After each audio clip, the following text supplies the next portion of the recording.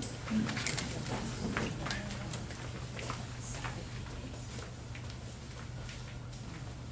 right, good evening. My name is Kaylee. I'm the assistant librarian. If you don't have a seat, don't worry. I'll get you a chair in just 1 minute. It is a little bit kind of packed tonight, which is fantastic. We are all so happy to have you here. We are so happy to have Hans Hug Jr. Close enough. Close enough.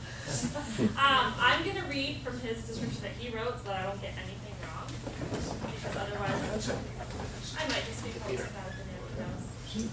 So Hans has been an avid diver for 28 years throughout New England, ranging from the Connecticut River to the ocean. He enjoys lobster and scallop diving, searching for shipwrecks, and artifacts including bottles, guns, ceramics, and more, which you can see some of the bottles and everything out back. He has dived all over Winnipesaukee, bringing side scan sonar with him when he searches. He has located more than 70 wrecks in the lake, including large pieces of the original Mount Washington, captured hundreds of images on side scan sonar, and photographed and videotaped many of the wrecks. And so tonight, we'll play a video, I think, of one of his shipwreck dives along with photographs and sonar images of wrecks. We are also very happy to have you here, and thank you so much, Hans. If we can all give a round of applause.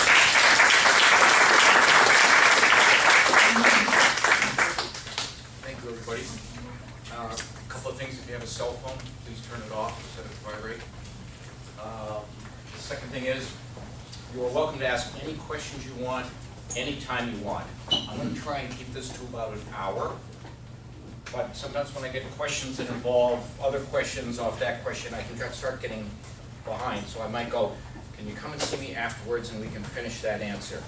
So I will answer any questions you want, anytime you want, just let it rip. People ask me now and then, like, do you make a lot of money doing this? I said, no, I really don't make any money. I sell insurance. However, I actually spend a lot of money doing this. Lake Winnipesaukee is one of my favorite places. One of the reasons it's such an interesting place to dive is because of the history. Where people are, you will, or have been, you will find traces left behind. Some are pretty, some are not. But when it comes to shipwrecks in particular in Lake Winnipesaukee, let's a little background. The entire planet has shipwrecks on the bottom of oceans, rivers, and lakes. They sink for many reasons, such as fires, explosions, bad weather, acts of war. Shocking, I know, insurance fraud happens. There's quite a number of wrecks in the lake. I can look at them and I go, I'm going to show you one later you're going to get a kick out of it. The shipwrecks are so interesting to me because they represent a time capsule. When I find pottery or bottles or old guns, I wonder, like, who was the last person to touch that? What was in that jug? Why did you sink that boat if you sank it intentionally?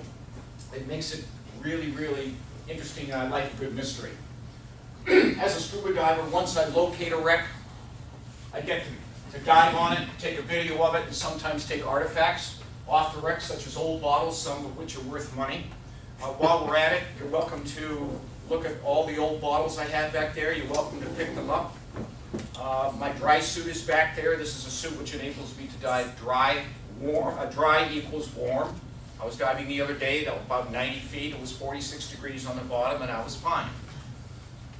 The other thing you'll see there is my torpedo. It's called the DPV, a diver propulsion vehicle that pulls you along underwater, so I can cover large distances and consume about half the air.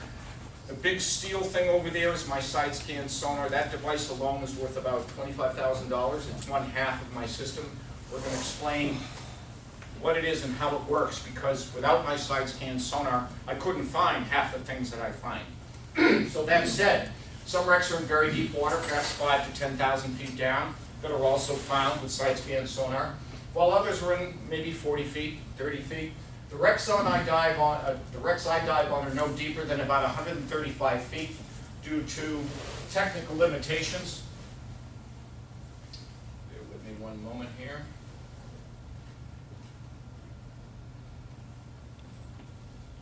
Good. Anytime I cross the threshold of about 100 and 135 feet down, I'm in now what we call the world of technical diving. This makes it hairier, scarier, more dangerous. I can do it. I'm not certified, which means I won't cross that line. Lots of people do, and they do so every day quite safely. But people go, how deep do you go? Well, my limit, my certification is 135 feet. The wrecks, to find the wrecks I dive on, as I said, I use side scan sonar. Sonar technology uses sound to create a three-dimensional image of something on the bottom of a lake, a river, a pond, or the ocean. Do you remember when that oil tanker, went down off of, what was it, Bermuda, the El Faro? Well, they found that in 15,000 feet of water with side scan sonar. But what they did then was they had no cable on it. It was a free swimming robot on its own in 15,000 feet of water, which found it, surfaced, reported it, and then they were able to go investigate it. But sound travels really well in water. That's why whales can communicate over thousands of miles. The best way to think of what I'm going to show you and describe how I do what I do is to think of side scan sonar as ultrasound. When a pregnant woman gets a checkup, they move what's called a transducer over her abdomen. They're putting sound into the human body, and you can see the baby. Well, we're doing the same thing. It's side scan sonar is ultrasound on steroids. It's ultrasound on an industrial scale. Same principle. If you think of sound as light, you will understand how the shadows are created in a sonar image, which we're going to get into in a minute. The shadows tell us a lot about the object being scanned, what we are seeing. For example, if you consider this projector light to be a sound wave, and it hits an object in the water, I may not be able to tell what this is, but I can tell you, wow, it's got 5 limbs on it. The shadows can be very, very informative. The transducer sends and receives sound waves. If the sonar wave does not bounce back, and to get picked up by the transducer creates what we call a shadow. This device is just like the device I have on the back table. This one is made by Klein. Varying designs, varying colors, varying costs, varying capabilities. But they're all pretty sophisticated devices. What I do to find the shipwrecks in Winnipesaukee, or bodies, when I look for bodies, or cars, doesn't matter, is I will take my boat, and I have a 165-foot Kevlar cable, which connects from the boat to the towfish you see on the table. The towfish, that stainless steel missile back there, projects a vertical wall of sound to the left and to the right. That's why they call it side scan sonar. It's sonar that scans to the side. We all are familiar with fish finders. We call them echo sounders. A fish finder looks straight down. It only gives you a 1 or a 2-dimensional image. If you could take that fish finder and turn it out sideways, everything changes. And that's what they did. So I've got this wall of sound moving through the water, generating a 3-dimensional image of what's down there. For example, this is a World War II bomber. This is a side scan sonar image of one out in the lake in the west. Here we see the sonar wave hitting the leading edge of the wing. That's why it's brighter. And behind it, you can see the shadow. Is there any doubt that this is an engine? See the engine, engine, engine? Here you can see, oh, wing, engine. Here's the tail, and there's the tail of the shadow. That's how it works. This is a bicycle. Is there any doubt it's a bicycle? This is a submarine. This is a Nazi U-boat off Nantucket that a man who trained me found about 2 years ago. He was hired by a group of commercial divers out of New Jersey, and it took him 2 years to find it, but he did. This is a low-frequency image. The lower the frequency, the less clear the image is. But this is still one heck of a shot of a bona fide Nazi U-boat, never before found, off the coast of Nantucket. I won't tell you how deep it is because people will start looking for it. By the way, you see these, the stuff here? What, any idea what that might be? Fish. Schools of fish. They love the habitat of shipwrecks. By the way, you can tell also which way the sonar wave is coming. It's coming from the top. It's hitting the edge of the submarine, creating this massive shadow. You see the conning tower? See the conning tower shadow? I don't want to get too technical, but if you don't understand how sonar works, you'll be going, it sort of looks like a sub, but what's this? Well, now you know. Sir? Is that line along the side a fracture where it was depth charge? You mean right here? And coming back to it about? Yes, that could be a fracture. That could be the pressure hull fracturing. It was whacked with depth charges.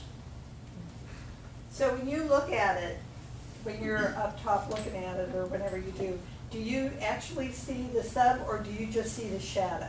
I see exactly what you see on the screen. I see the actual submarine or bicycle or bomber or body or car. Whatever it is, this is what I see on the laptop on my boat in real time. And if I find, let's say I see something here in the mud I'm interested in, I can move the cursor from the laptop right over here, hit mark, and grab the latitude and longitude of that object down to a matter of feet. That helps me find it when I want to go dive. These are stolen cars. We have a car. Not a great sonar image, but there's 3 stolen cars. They're all upside down. If you look carefully, you can see this little round area. That's from the sonar wave hitting the tires because the car is upside down. So you can go, oh, tire. I've got a lot of cars on record. Pardon me? This one? No, the question was, is this Winnipesaukee? I was asked by the nonprofit Clean River Project in Methuen, Mass. Searches for cars dumped in the river, which is their water supply, the Merrimack River. So I went in on August 3rd, 2015 and scanned the river for them. And in one day I found these, I don't know, 15 cars. Oh yeah. And this is 3 of them. But I'm just telling you how sonar works. We're going to move ahead. But ask whatever questions you like. Unless you understand, people are sometimes mystified, like, I don't know what I'm looking at. It's very cool, but how does it work? One question on this whole thing. With all these items that you're finding, how does ownership come about? Is it anything you find you own? In my mind, yes. The state of New Hampshire has chapters, section 227, subsections 5, 6, and 7, detailing who owns what. I've had discussions with them about it, particularly some of the artifacts, and we're on the same page. Technically, the state owns everything. Technically. There are provisions, depending on what it is, for me to salvage it and sell it and give them like 20%. Much of what I find, I do not sell. Much of what I find, if I take it, I want it. I don't really have other plans other than, like some of these bottles. What you know, they're interesting, but they're not valuable, but the state still technically would lay claim to them. And I told the state archaeologist, Richard Boisvert, I said, Richard, if I find it, I'll send you photographs, but I mean, I own it. Well, I don't like being strong-armed. We own everything. Try treasure hunting off Florida. They're brutal. State of Florida or North Carolina, where there are a lot of very old, valuable Spanish, English, Dutch wrecks. I really need my sonar. Sonar technology has helped me find many, many things, mostly shipwrecks, large and small. Without it, I really couldn't search and find all the things I have. It is a vital tool. Lake Winnipesaukee. Over the last 9 years, I've been searching for wrecks in Lake Winnipesaukee using side-scan sonar. I've located about 70. I found 2 more about a month ago. So we're probably talking 75 or so to date. This is how I do it. I research areas of potential historical interest about Winnipesaukee by reading a lot, studying old maps, talking to local residents, going to the library. I've been through this library twice. I've been through every library at least twice. Archives, very old newspapers, microfilm, like the Laconia Democrat newspaper on microfilm at Laconia Public Library. And historical societies. I was looking through, there's supposed to be Prohibition ran from 1920 to 1933. It was called the Volstead Act, which made alcohol illegal. And I was looking for a rum shipment off Rum Point that allegedly was involved with a chase with revenue agents. It was shot full of holes and sank. And I'm thinking, wouldn't that be cool to find cases of rum from between 1920 and 1933, still in a bottle and corked on the bottom of the lake? Wow. So I go to the archives, the microfilm archives. I went through like 732 issues of the Laconia Democrat, every one from every week, from every year, from 1920 to 1933, looking for a news article, a column. Revenue agents sink liquor smugglers, because liquor smuggling in the Lakes region was huge, and production still is the whole thing. I will tell you this before I go on. One of the best sources I have to find the cool things that interest me are people like you who come to hear me speak. If you know of anything from a safe to guns to Model Ts to Chris Crafts, I don't care what it is. If you think I would like to see it, and go find it, tell me about it. I left my business cards on the back table. Call me, email me. I don't care. I'd love to hear from you. And I'll show you a wreck tonight that came out of just one such story like that you're going to like. So please, if you know of anything you think I might like to know about, tell me.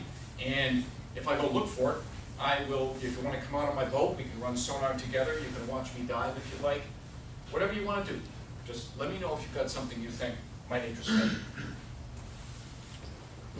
People often ask, what do you find? Everything imaginable in Winnipesaukee. Motorboats, steamboats, canoes, barges, sailboats, rowboats, bathtubs, trolling motors, cars, trucks, burial urns. Off Welch Island, there are several burial urns my buddies have found. Do we touch them? Leave them there? What do? We do nothing. We leave the urns there. Are you okay if I take pictures of your side? Oh, absolutely. No problem. People were buried. The urns were in the lake for a reason. They didn't fall off somebody's boat. It was like a burial at sea. Just leave them alone. I say that because I've encountered in 30 years of diving, a lot of divers I don't like. They're pillagers. They just come in and they just take. And that would just be wrong. Mountain bikes, radar detectors, chainsaws, safes, money, purses, old bottles, jugs. I love old bottles, jugs, glass, crocks. I have a collection of them at home. Arrowheads, glass insulators from the railroad lines, radios, sunglasses, cell phones, lots and lots of timber in the lake. That shouldn't surprise you. Lots and lots of timber. Wallets, logging tools, kitchen sink, and even a phone booth. This is a 44 Smith & Wesson stainless steel Magnum with an 8-inch barrel. Swords, why someone would throw a sword in the lake, I do not know. Grinding wheels, this thing is 44 inches in diameter, weighs about 50 pounds. Just the neatest thing. So I put a rope through it, and we have these, think of them as balloons, called a lift bag. I put a rope through it, I clip the lift bag to it, I take my other regulator, I have 2 regulators I breathe off, a primary and a safety, and I'll fill the bag with air, and it'll go like this, and then it pulls the object off the bottom, I move back and shoot it to the surface, and then I wrestle it into my boat. And that is at home in my garage, and I love it. But the state would say, come and get it. I like law and order, but you know, don't push too hard. Outboard engine, this is off Poplar Island in Moultonborough Bay. I found this on sonar. I'm scanning one day and I see this little white blip. I'm scanning at a long range, so a small object only is like this big. So I go, and it was all smooth mud. And this is such an anomaly. I saw this thing sticking up out of the bottom. I go, I gotta see that. So as I told you, I moved the cursor on my laptop over, let's say that's the object, hit mark. Now I got the latitude and longitude of that, what we call the target. So I'll bring my boat over to the target and I'll drop a weight on a line down on the target and mark it with a dive flag. And then I'll dive and follow the flag line down to the bottom. I get to the bottom, and what had happened, this nice clean part was sticking up out of the mud because the engine part went down head first into the mud because it's heaviest. All I saw was the outdrive sticking up. So I wrapped the rope around the prop, put another lift bag on it, filled it, floated it, and there it is. Now mine is still firmly attached. This guy couldn't have been happy. 25 horse Johnson. Sometimes I sell them, sometimes I recycle them, but I don't throw them back in the lake. The hunt is half the fun. People like you tell me stories that really get me going, and we're going to talk about a couple of them right now. But I like a good mystery. I like a good mystery. Shipwrecks, large and small. Shipwrecks of all kinds can be found on the bottom of Winnipesaukee. They range from small rowboats A rowboat to me isn't a shipwreck, it isn't a boat wreck, it's a rowboat that's on the bottom. To be considered a wreck by me, it generally has to be 16 or 17 feet or larger. Steamboats as small as about 18 feet. So far I found 3 steel-hulled steamboats. Just these little pups, they're only 18 feet long. Solid steel steamboats. And I'm going, why would you make a steamboat out of steel? And why would you make it only 18 feet? I figure it was a log tender when they're floating these booms of logs across the lake and they got to get them to a channel or some escape. You want to come up and like herding cattle. You want to be able to nudge the log. And if your hull is wood, you hit a log that weighs 3 tons, you're going to punch a hole in your boat like that. But if it's steel, it won't. Found 3 of them, they're all the same. Short, steam-driven, steel-hulled boats. And other wrecks such as the Governor Endicott in Paugus Bay, all built in the 1800s.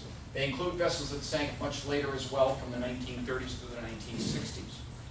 Eventually, water will consume a vessel, although the process is slower in fresh water. In salt water, we have something called a teredo worm. You heard about the wood-boring worms in the ocean? Well, they're called teredo worms, and they'll make cheese out of a wreck in no time. But that doesn't happen in fresh water. They rot, they decay, but not nearly as fast as the ocean. That's why the Andrea Doria off Nantucket is getting dangerous. It's starting to do what we call pancake. When the decks start to collapse, they go bang, bang, bang, bang, bang. Well, it's starting to pancake, and if you're diving in there when it starts to pancake, you're done. At least it'll be fast. So often little is left as they break up and collapse under their own weight. As a rule, when I find great old wrecks, I don't disclose their location to prevent them from getting ransacked. Old photographs fascinate me, and I've got quite a collection. Here is Weir's Beach in the late 1800s, possibly maybe 1900, 1905 at the most. This is the very famous vessel, the Swallow, owned by Dr. Green up in Moultonborough.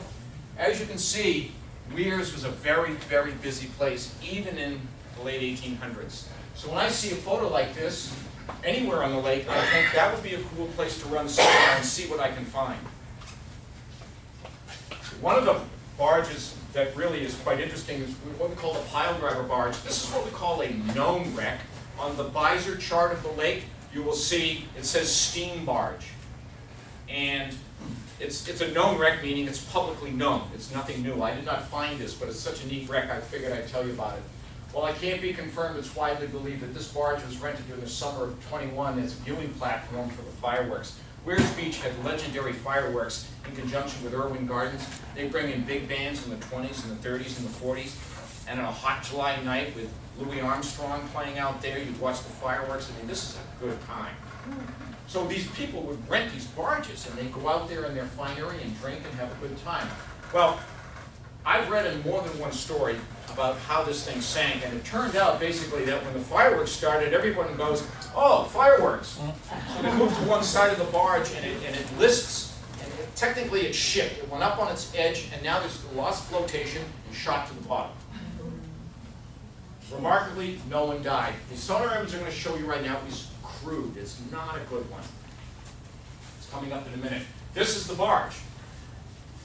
Steam plant, powerhouse, sleeping quarters mess, steam, helm. What they would do is they'd take these logs and bring them up into the derrick, and this steel cable would wind up on spools driven by the steam engine. They'd bring the hammer up, bang! Then they'd bring the hammer up, bang, and slowly drive the piles into the lake floor to create whatever they wanted to create. This is a very crude image. Here we're looking on the left side and the right side. This is the path of the boat. I'm going this way. What we see here in this black area is the water, the actual water column itself.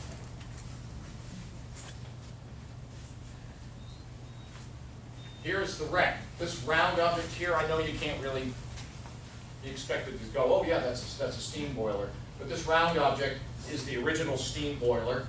This thinner object here is the derrick, which they would pull the logs up onto. So when it went down, it was like this. When it hit the lake floor, the derrick flopped horizontally with the rest of the vessel. That's why it's so skinny, is that's not really hull, that was the pile driving derrick. This is me diving over the wreck. Here I'm in this dry suit, the same one you see here. Typically when a wreck goes down, the air in the hold will rush out so fast, it will rip the floorboards off the vessel. That's why all you see are cross ribs. The decking is down on the lake floor, but it's not on the wreck itself. These are some of the giant spools on the wreck that coil up the steel cable when they want to lift the hammer up onto the derrick. And they drop it, engage it, and it's just like sewing thread. That's what it is. It's a big spool.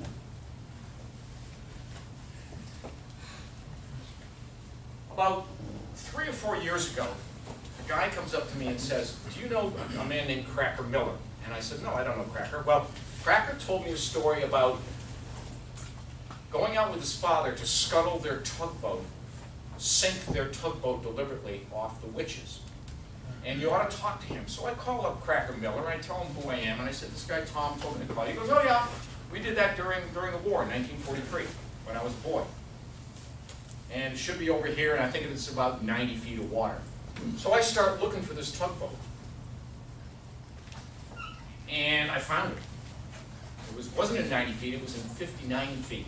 And we're going to see a video right now of this tugboat. As you can see, if you look carefully, right here, you can still see the propeller intact. The rudder. This is interesting because a lot of the wrecks that get stripped by divers are stripped because they want the propellers. So anytime I find a wreck with a propeller, I'm doing all right. Well, it also tells me you're probably the first one to see it since it went down. By the way, also, people, you'll see this, you see these, this is silt. Silt is light, fluffy mud. And you kick it with a fin and it'll cause this mushroom cloud. Underneath the silt, you will see here these deep trenches. Like what's going on with the trenches? Those are the fish called cusk that burrow and trench as much as 2 feet deep. They love wrecks. Barges, cars, whatever kind of wreck it is, they congregate around it. It's just something they really like. I'm going to try to click on this immediately and launch it. If it doesn't, I'm going to have to just bail out of it for a minute. Nope, didn't work. So this is the wreck of the tugboat.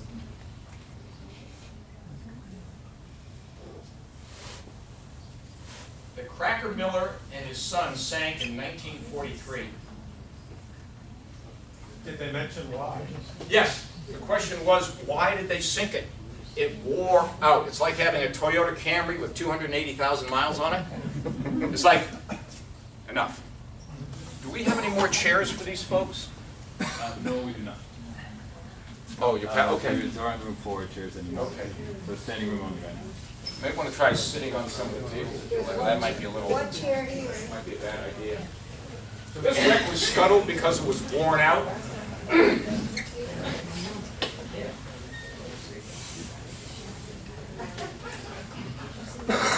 This is my marker flag.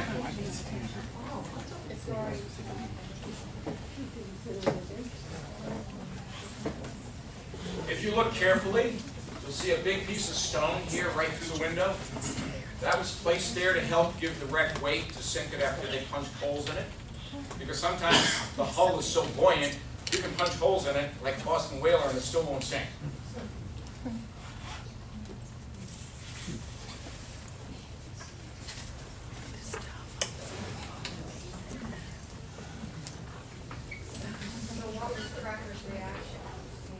The question was, what was Cracker's reaction? So I took this video and I burned it to a DVD and I mailed it to him. And he calls me up and goes, "That was unbelievable. I haven't seen that wreck in what, 70 years?" Yeah, 70. He goes, "It was just extraordinary."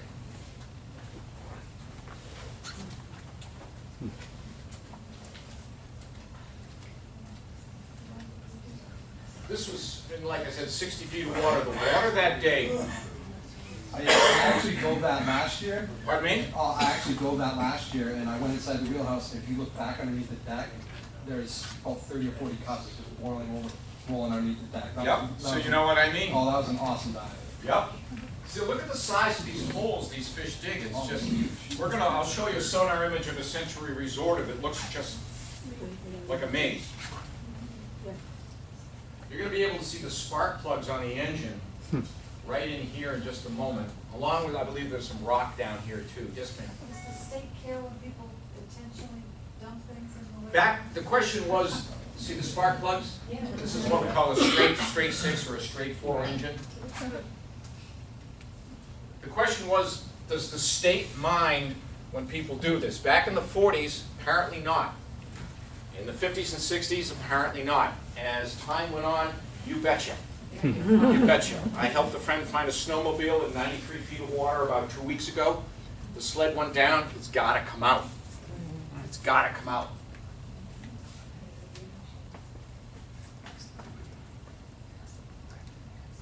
Oil and gas pollution, right? Yes, the statement was oil and gas. You bet. You bet. And it could be ugly. That's why, as a rule, on a good intact wreck, I don't open the gas cap to say, "Ooh, there's the gas in there." Like, who cares? Just keep it shut. Just keep it shut.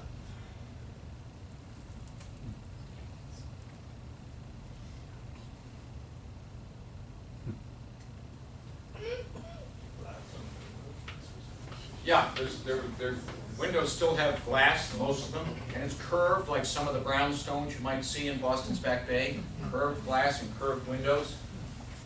It's a very neat old tugboat, but as Cracker told me, it just wore out. It was owned by Miller Marine Construction Company and sunk in about 1943 during the war.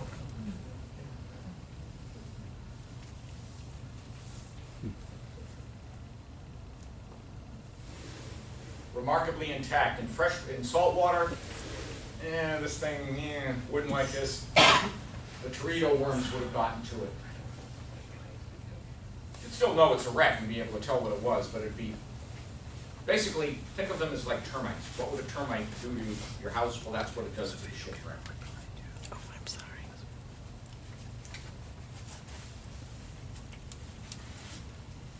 My friend Lee Nichols is filming. I'm taking photographs.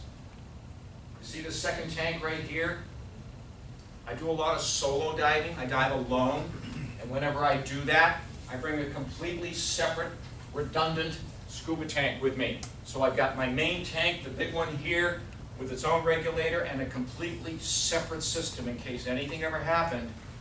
I'm trained to get out of it, or try to get out of the situation, but it would be really nice if you didn't panic and just go switch over to your auxiliary, figure out what's going on, and get out of it.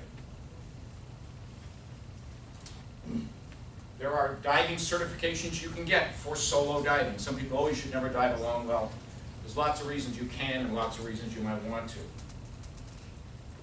And there we go. We are leaving the wreck. How deep is that? 59 feet deep.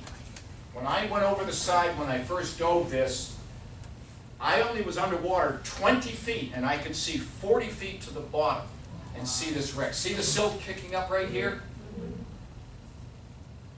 The point being, the visibility that day was spectacular.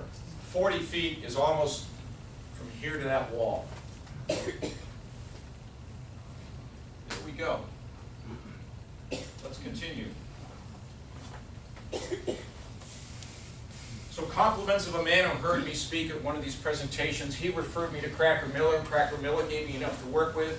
I found the wreck, burned it to a DVD, sent it to him. Everybody's happy. Bear with me. Kind of threw me off here. There we go. About 4 or 5 years ago, I'm up in Lee's Mills. And as you can see from the color of the trees, it's September, October. And some people may know that the DES will lower the lake level in the fall for various reasons.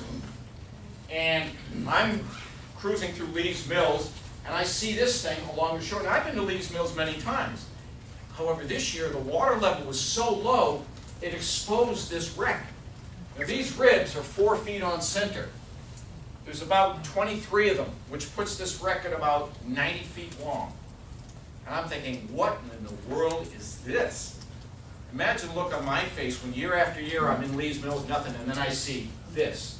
So a little research with the help of Jane Rice up at the Moultonborough Historical Society. She knows her stuff.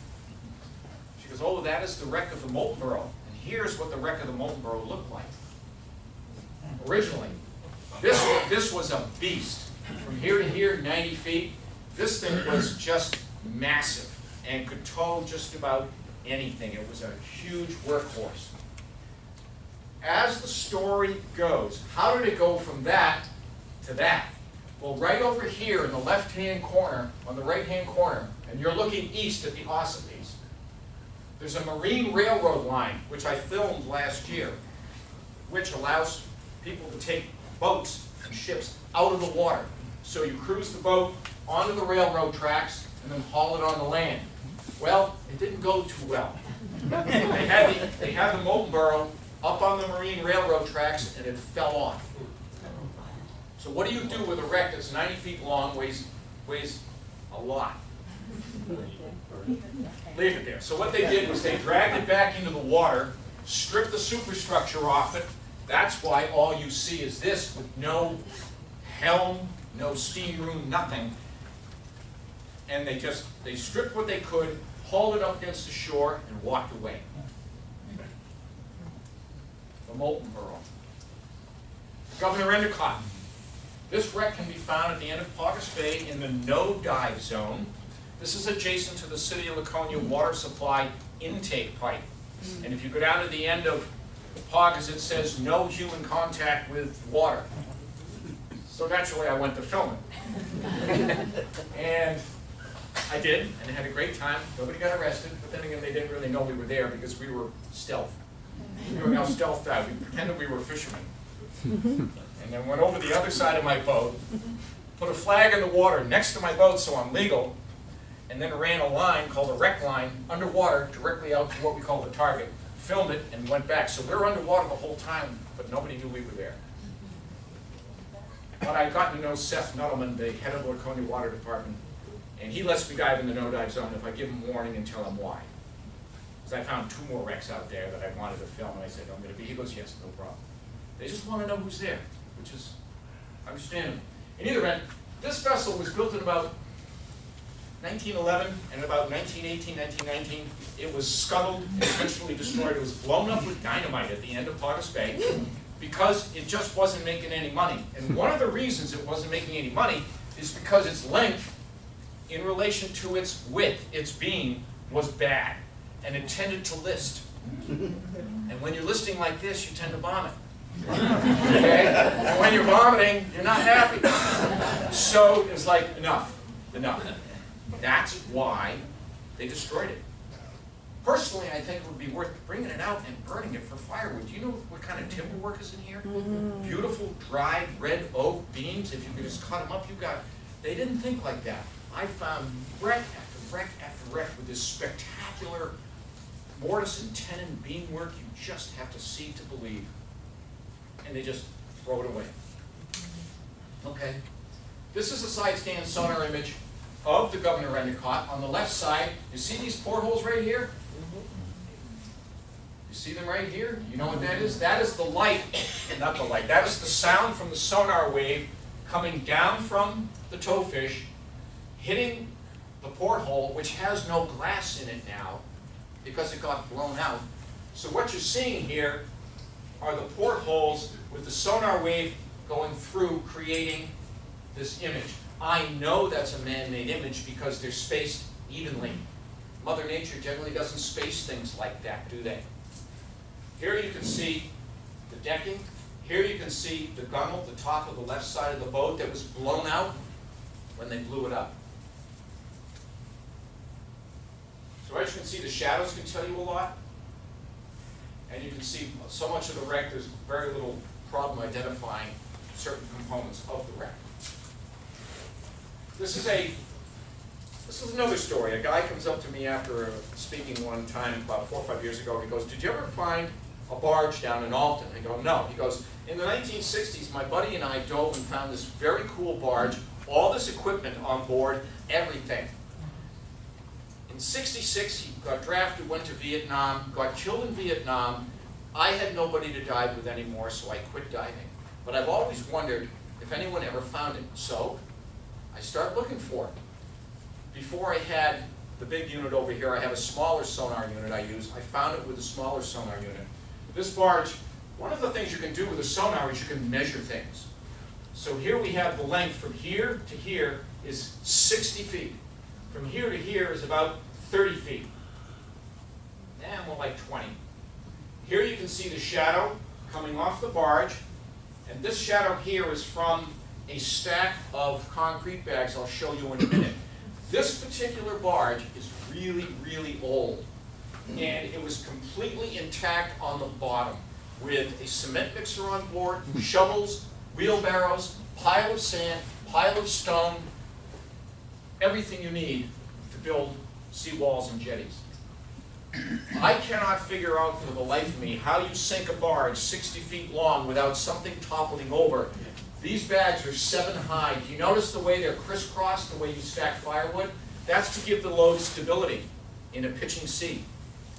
Apparently they did a great job because nothing spilled. It's on the bottom and nothing toppled over. Here's a wooden cleat. I haven't seen a barge before with wooden cleats. This barge is really, really old. This cleat here is about 2 feet long, 2.5 feet long. It's enormous. That helps me date the barge. Here's the one-lungner engine on it. I believe it was a Macduff for those with mechanical inclinations. You'll notice this object here is the flywheel to keep the engine going, to give it momentum. This device powered the cement mixer on board, which was on a trailer. This is an old wheelbarrow, obviously upside down. That is one wreck I will not release to the public. I have been asked to release wrecks, and I've done so in the last few weeks. I released the location of about 40. I gave it a lot of thought, and I decided it was okay. This one I will not, because people will go in and they'll start ripping the manufacturer's brass plate off the engine. They'll take pieces. They're just going to butcher it. So there's some. I got my favorite wrecks when almost nobody knows where they are. Do you know why that went down? The question was, do I know why this went down? I think somebody ticked somebody else off badly, and it was scuttled. It was sunk deliberately. Because if it was in a storm, it would probably be driven up on the shore and wrecked on the shore. And if it didn't get wrecked on the shore, it would have been thrown around, and the concrete would have been toppled, and everything would have been a mess. Everything looks like it would on the surface, and yet it's on the bottom. Somebody, I think, punched holes in this thing and it filled with water so gently, just did one of these. Just like, that's the only explanation. Maybe a competitor. The problem is I cannot tell how it sank because the hull is down in the mud. And I can't tell from the side. Well, along the sides there are no holes. It could have sunk accidentally, but whatever it is, I believe it sank slowly. That's why we've got such a great intact wreck. About 4 years ago, I'm down in Pongus Bay. I'm scanning, just eating a tuna sandwich. I was between dives. I was diving, not scanning. This is a sonar unit that I mount on my helm. This one I tow behind the boat, as we've discussed. And I see this wreck. By the way, you see this crosshair right here? When I told you I can mark an object, that's how I do it. This is the cursor on this particular sonar unit, nailing the location of this wreck down to about 2 feet. So then I can go put a flag on that, dive the wreck.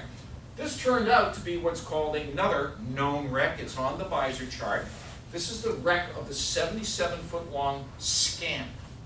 The Scamp was owned by Jack Irwin's father and taken as payment for a debt. So when I learned of the Scamp, I said, I bet you Jack Irwin knows something about this. So I emailed the sonar image to Jack. I go, what do you know about this? He goes, come on down to my office. I got a picture of it on my wall. And there it is. One of these boys is the Irwins. This was the 77-foot Scamp on March 24th, 1951, down at the end of the channel at Poggers, cleaning the ice and the snow off it. One thing, if you're observant, you might notice, see how long this thing is? See how it's not that wide, sort of like the Endicott? This one also tended to list and made people seasick.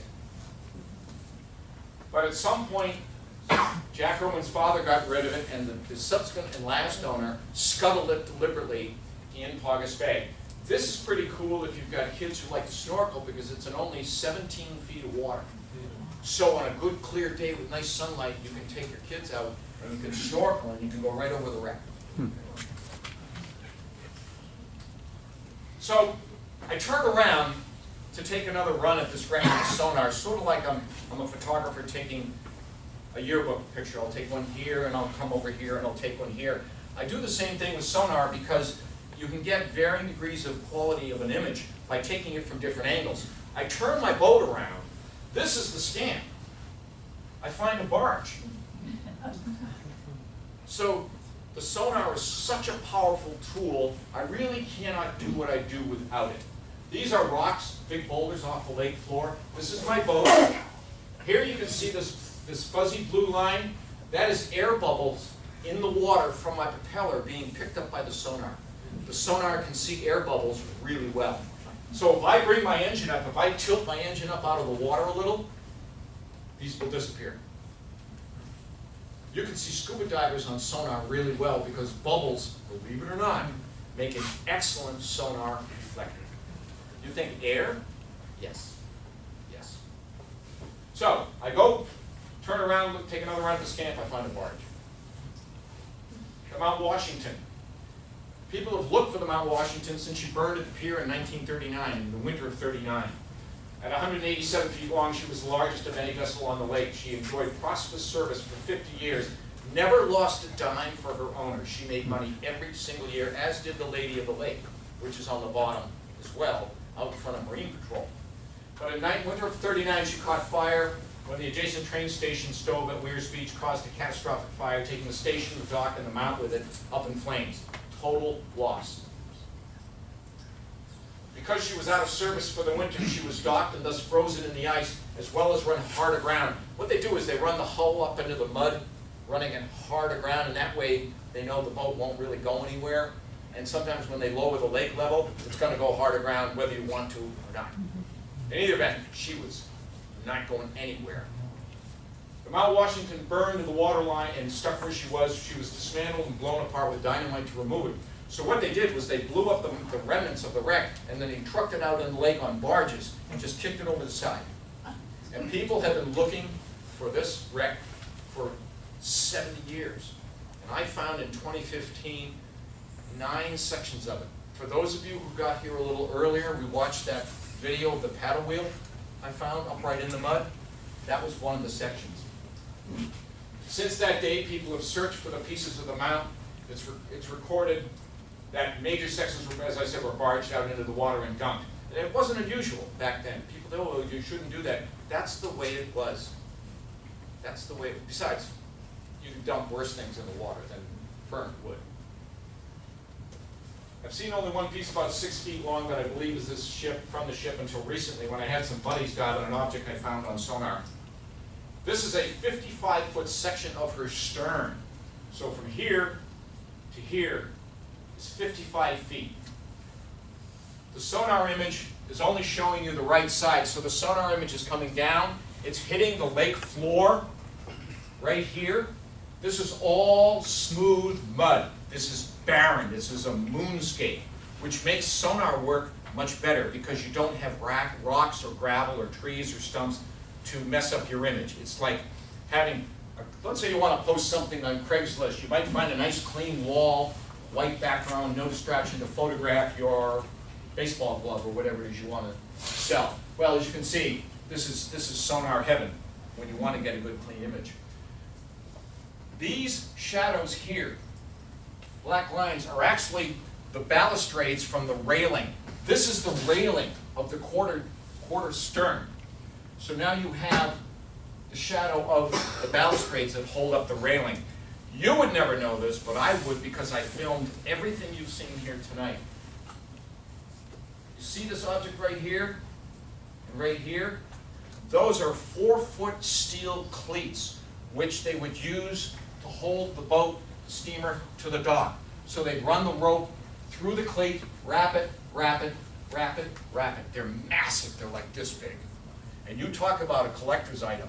That's the kind of thing that, let me be blunt, we call them wreck rapers. They'll go in and they would want those cleats. They would come in with a hammer and a drill and a saw, and they'd slap a lift bag or two on the cleat. They'd rip it out of the wreck, they'd float it to the surface, take it home, and probably put it on eBay. But I've dived this wreck, of course, so I can tell you that these two bright objects, see how they're a little odd? They're set forward. They're not in line with the rest of the wreck.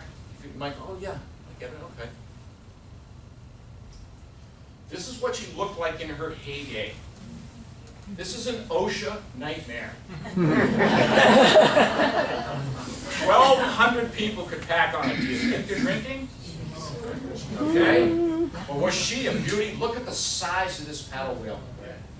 That's about 35 feet in diameter.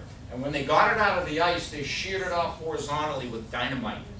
So when I found both paddle wheels 2 years ago, I was really baffled as to what this object could be. There's the paddle wheel that's stuck on edge like a donut, vertical, in the bottom. So I'm staring at this thing, and I've seen thousands of sonar images, and I was just mystified. When I dove on what we call the target, I get down to the bottom, it's like, oh, of course. Curve. You see the curve? Do you see the curve of the shadow? You see the ribs of the paddle wheel? I didn't make that synaptic leap in my little man brain. I'm like, I don't know what this is. I was just mystified. But it is the coolest thing you'd ever want to see. I mean, it's just straight up in the water column like that, like a donut on edge. The second paddle wheel I found was indeed flopped over on its side. The Lady of the Lake, another very famous, well-respected steamer. Like the Mount Washington, she never lost a dime for her owners. She made so much money, the railroad lines bought her. As you can see, B&M Railroad. Originally, she was not owned by the B&M Railroad. But the only way to get around back then was either by rail or by water. And it made a lot of business sense to combine the two. This is what she looks like on the bottom of Glendale Bay in front of Marine Patrol. 36 feet of water, 125 feet long. Here you can see the hole where they took the superstructure off. All this is gone. And that's the hole that's left. As you can see, the sonar wave is coming down. It's striking the bottom of the lake floor. These are boulders. Here it's hitting the outside edge of the steamer, creating this massive shadow. Not a fantastic sonar image, but it's kind of hard to get a good one in there because the traffic is so heavy. When the boat wakes hit my boat, it pulls on my boat and jerks on the cable, and the cable will in turn jerk this towfish like this, and it upsets the apple cart. This is a steamer at the end of Paugus Bay. Pretty good image. What do you think that is? Everyone says mast, and you know what? It could be a mast, because the King of England used to harvest timber here in the Lakes region for the masts for his warships. That happens to be a big log. You see these white blotches? Milfoil, the invasive species milfoil. New Hampshire DES has their own side scan unit made by a company called Klein here in Salem, New Hampshire. You see this right here? What is this? Fish. Fish. Remember the submarine? Fish. School of fish. School of fish.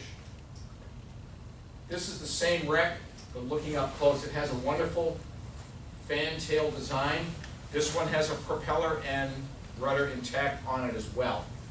And this one I did not release to the public because it's in pretty decent shape and I don't want to strip it. This is a wreck in Paugus Bay. Any question about that being a bow? Kind of neat. This is a very old wreck. I estimate it's from the 1920s, 1930s. The hull, the thing is built like a tank. The hull is remarkably intact. The shadow, as I said, from a sonar image can tell you a lot. I'm going to show you a picture in just a second. By the way, boulder boulder, boulder, boulder, boulder. These ripples don't really exist. This is where the sonar wave is hitting a different temperature of water. When we dive, we descend through different layers of water called thermoclines. Thermoclines will whack out a sonar image badly because the sonar wave, when it hits the different temperature of water, will ping and bend. It'll go like this and bounce in another direction. Remember the movie Hunt for Red October? If you remember, think back carefully. What were the submarines doing with each other? Hiding in the thermoclines because they knew they couldn't get pinged by the enemy sub because they're in a different layer of water, different temperature of water, and the sonar wave will just go boing, boing and make you, for the most part, invisible.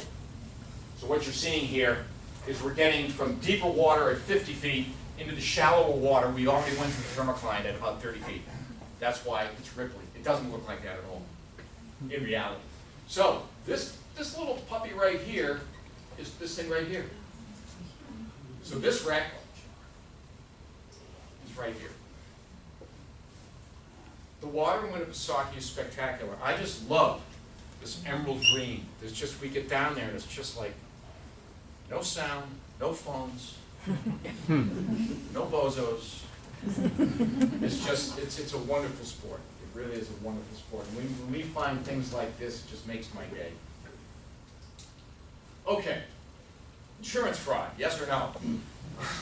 2015, I'm up in Tuftonboro, and I'm out there running my sonar around this well-known bay, and I come across this wreck. So I'm looking at this wreck, and I'm thinking, I believe that's a sailboat. Why? I measured it, 18 feet, common size for a sailboat. This particular line right here had my interest. I'm going, I bet that is the mast laid down on the boat for transport. The mast is clearly not up. So the sonar wave hits the lake floor. This is a little dimple in the bottom. It's a simple depression. So it hits right here, and then I saw this. This is the mast laid down like so. But here's the shadow. Don't the shadows tell you a lot? Yeah. And here's one of the lines holding the mast in place. So it's laid down and then tightened so it won't swing and knock people to and fro.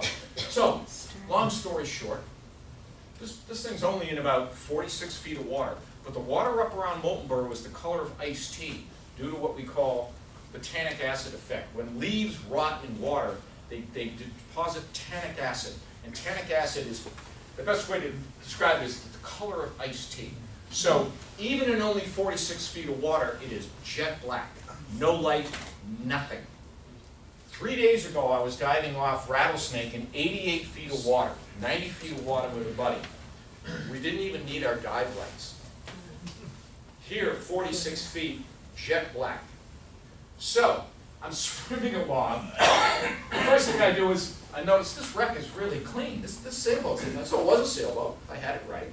So I'm swimming along the stern, and I open the hatch, and I look down in the stern hatch. Nothing there.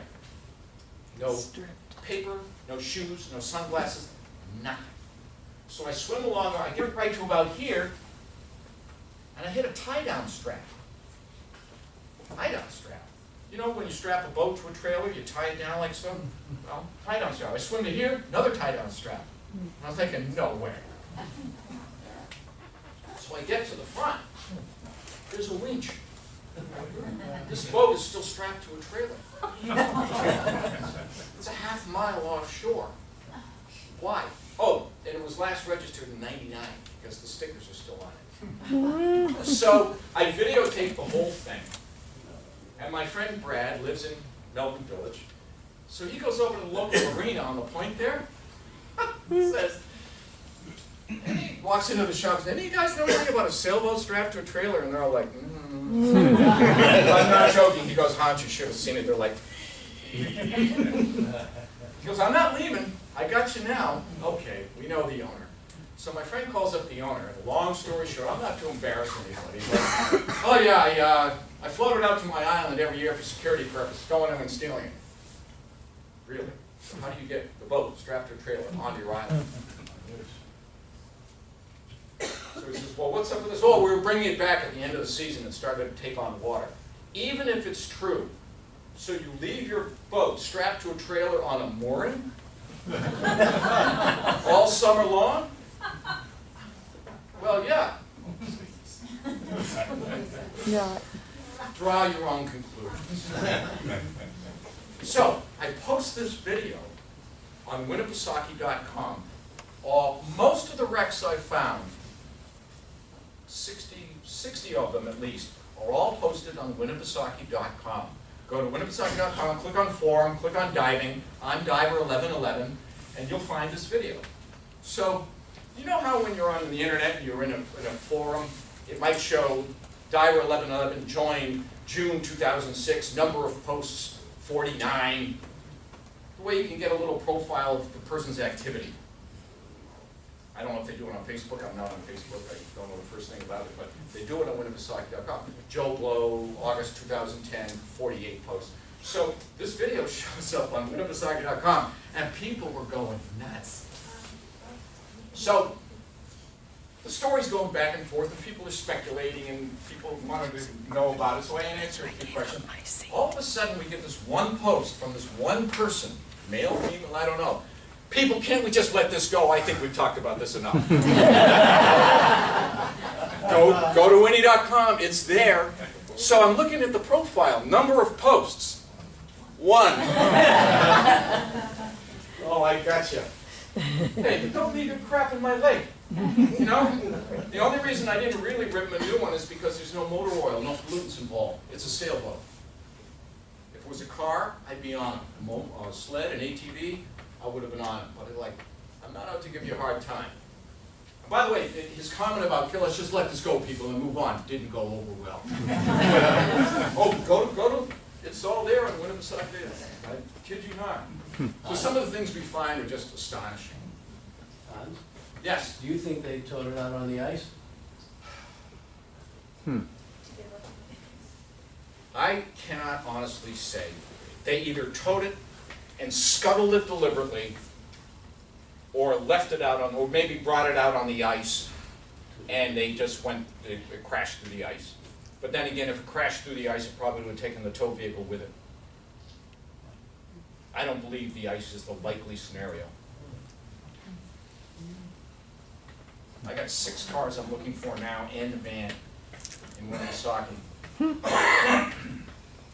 2 El Caminos, a Toronado, a Ford van, a Toyota pickup truck, and 1 or 2 others. This is the 17th century resorter. About 5 years ago, a former Marine Patrol police officer came up to me and goes, do you know anything about the resorter off Governor's Island?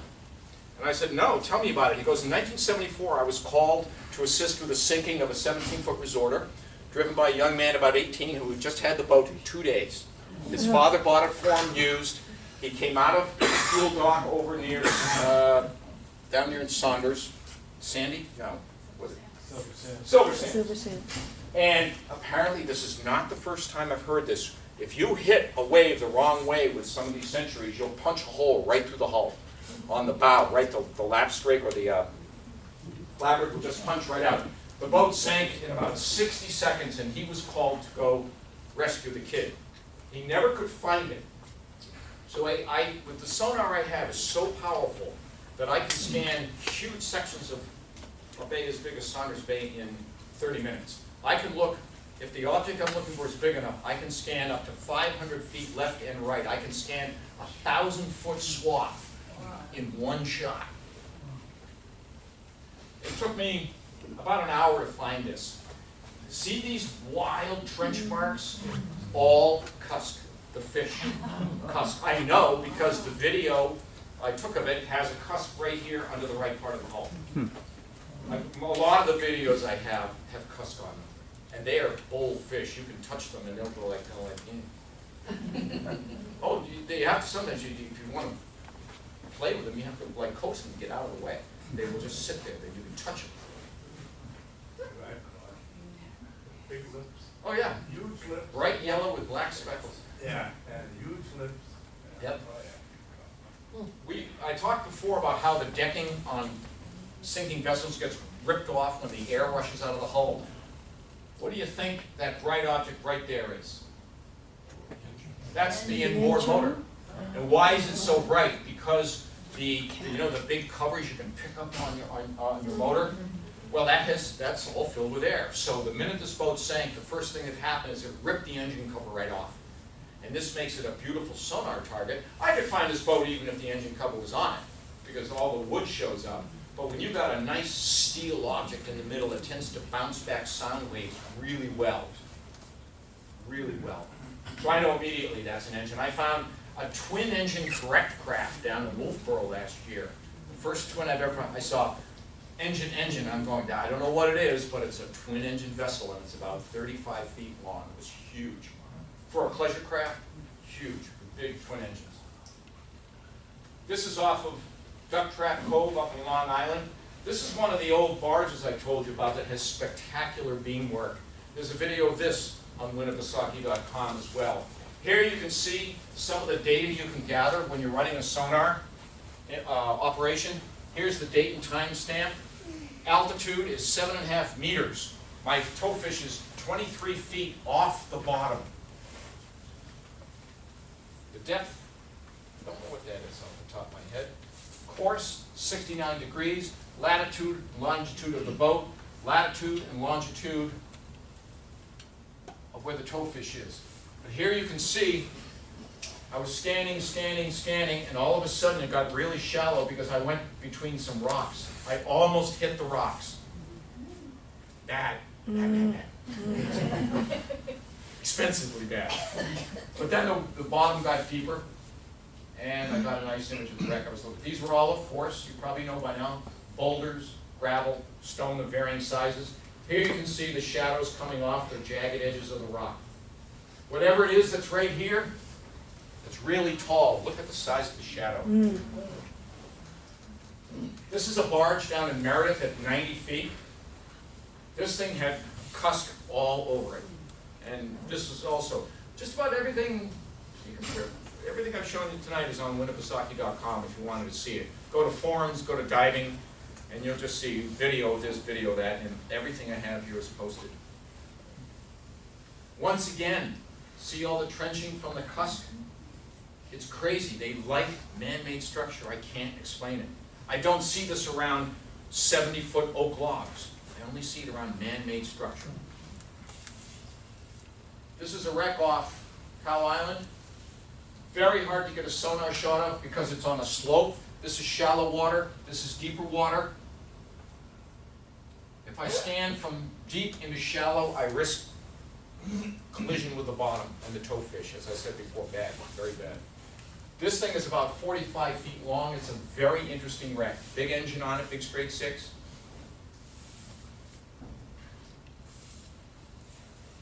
This is kind of an eerie wreck. This is down in Meredith Bay. So sometimes you're standing and you see nothing. It's just the dark side of the moon, just barren.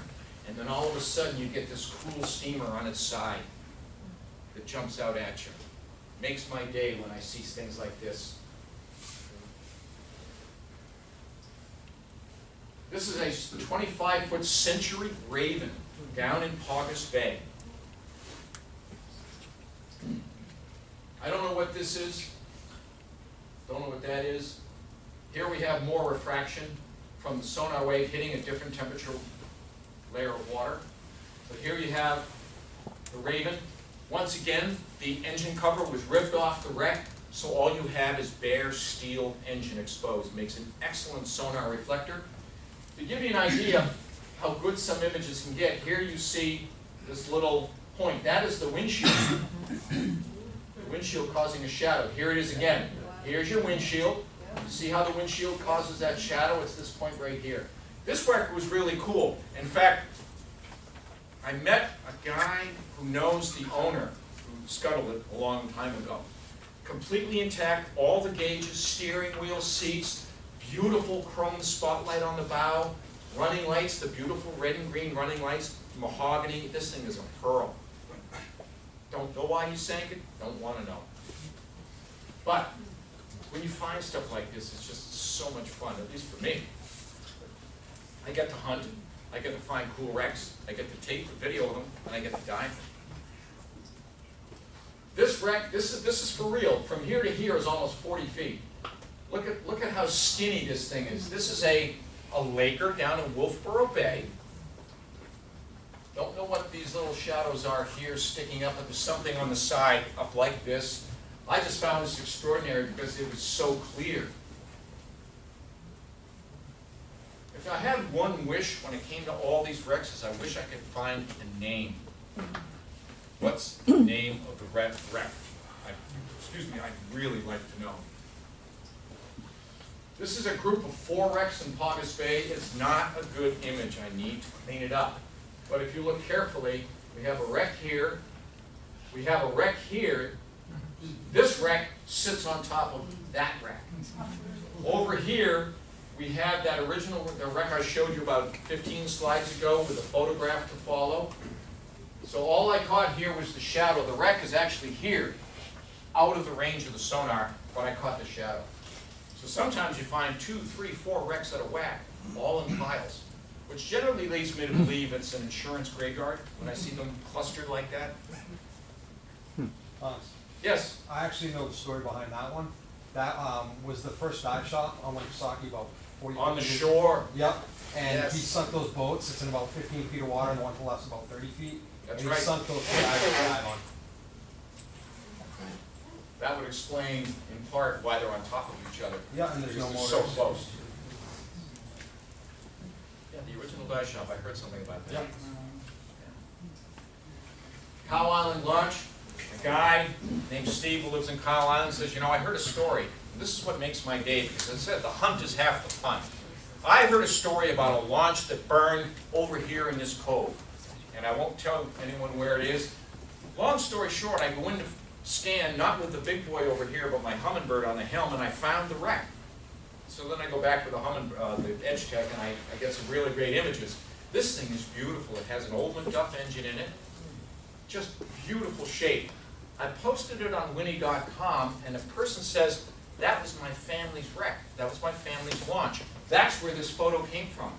This is the actual vessel I found. So when people contact me and go, I know more about it, like the fellow here tonight whose family owned the Weonin that I found up in Lee's Mills, I love to hear those stories because I get background, I get depth, I get a bigger image of what went on with this boat. That's it. That is the, you'll go, I'm sorry, losing my mind. That's my mother. That's his mother. In the back.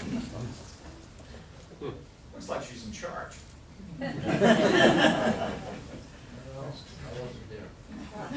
The reason I could identify this wreck is because this is a placard.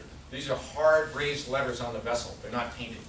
The wrecks I get to as a rule have painted names, and by the time I find them, they're at least the painting is toast. Here is a stern shot of the wreck. It had this very cool stern that came out, like so, pointed and down. Here's the engine on the wreck. Flywheel, main motor. I believe it's a McDuff. Thank you.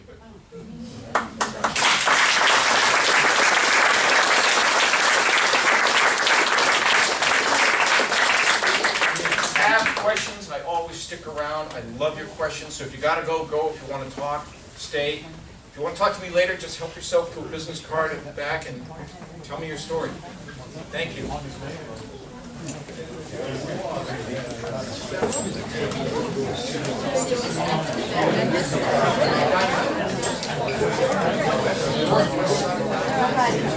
don't know.